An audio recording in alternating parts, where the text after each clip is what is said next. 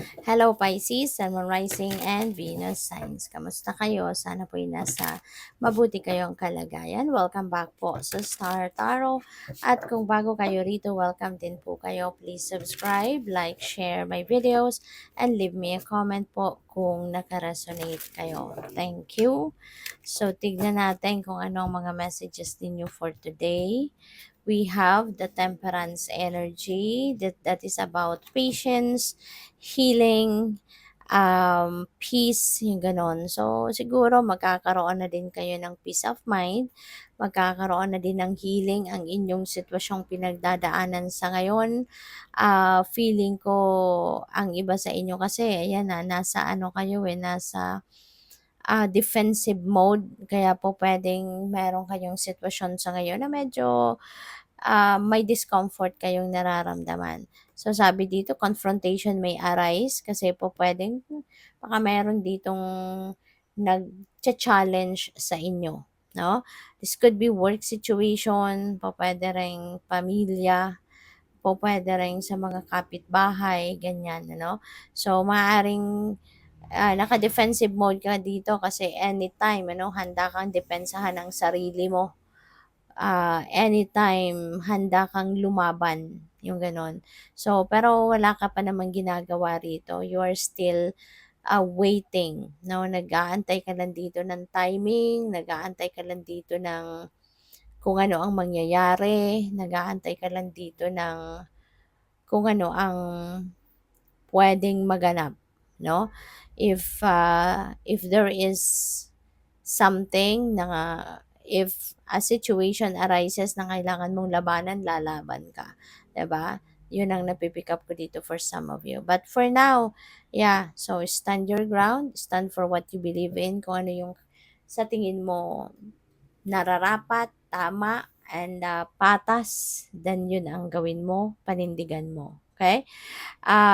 But yeah, feeling ko, baka maayos din ito, no? Baka hindi naman ito aabot sa pag-aaway, hindi ito aabot sa confrontation, no? Pwedeng malilinawan din ang kaisipan ng mga taong ito na nagcha-challenge sa'yo or mga nangi-intimidate sa'yo, something, kasi meron tayong temperance energy. So, magkakaroon din kayo ng kapayapaan, magkakaroon din dito siguro ng ah, pagkakabati, pagkakaayos, baka hindi nga umabot sa pag-uusap kayo at ng mga taong ito, kundi baka baka sila din mare-realize nila na bakit kanila ginaganyan, wala ka namang kasalanan, wala ka namang ginawang masama sa kanila.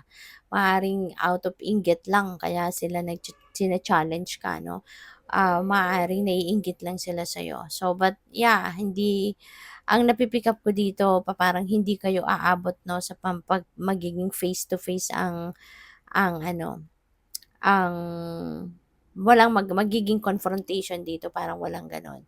So, eventually, 'no, makalalambot din ang mga puso nitong mga taong ito at titigilan ka na nila, 'no, parang gano'n. That situation will be healed, 'no, maaring lalambot ang mga puso ng mga taong ito. We have the King of Pentacles. Siguro kaya naiinggit sila sa'yo, kasi nasa tugatog ka ng tagumpay.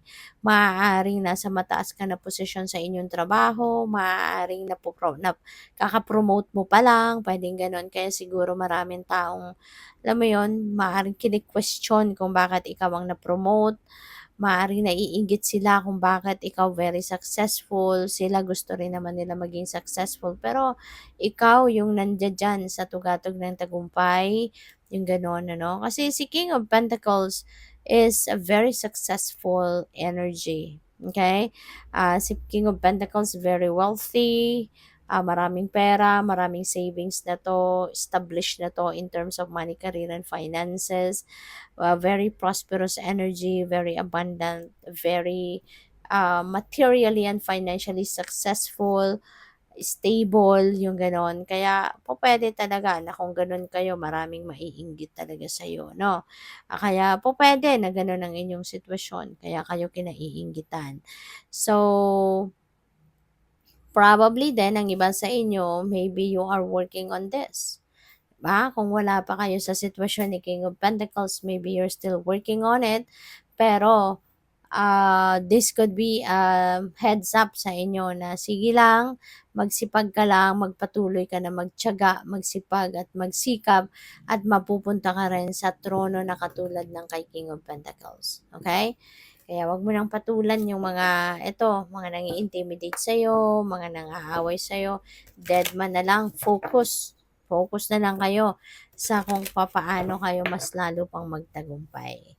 So, maraming salamat for subscribing, and if you haven't subscribed yet, subscribe na kayo, and also maraming salamat din for not skipping the ads.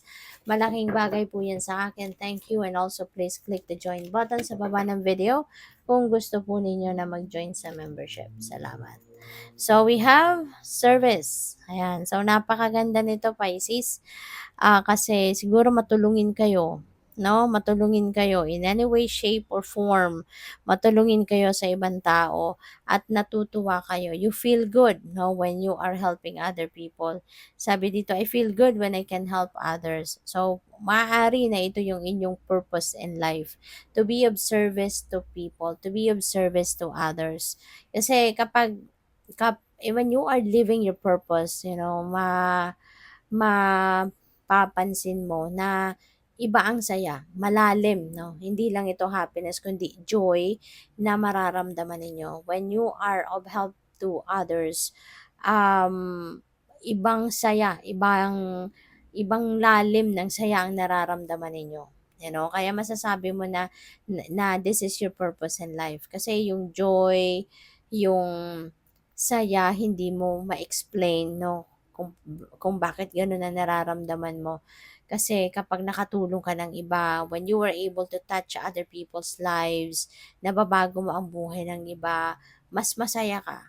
'Di ba? Mas masaya ka. Kaya pa pwedeng ito nga yung inyong mission. So, we have courage. I find the inner strength to face fear with confidence. Ayan, yung courage na to, maaring ito yung bitbit ninyo, ito yung baon ninyo sa pagharap ng sitwasyon na ito. Kaya sige lang, kailangan lang din talaga natin na maging matatag at matibay ang ating dibdib sa pagharap ng mga ganyang klaseng problema, mga ganyang klaseng sitwasyon. Huwag tayong susuko, huwag tayong yung mga ganyang challenges hindi natin sinusukuan. Okay?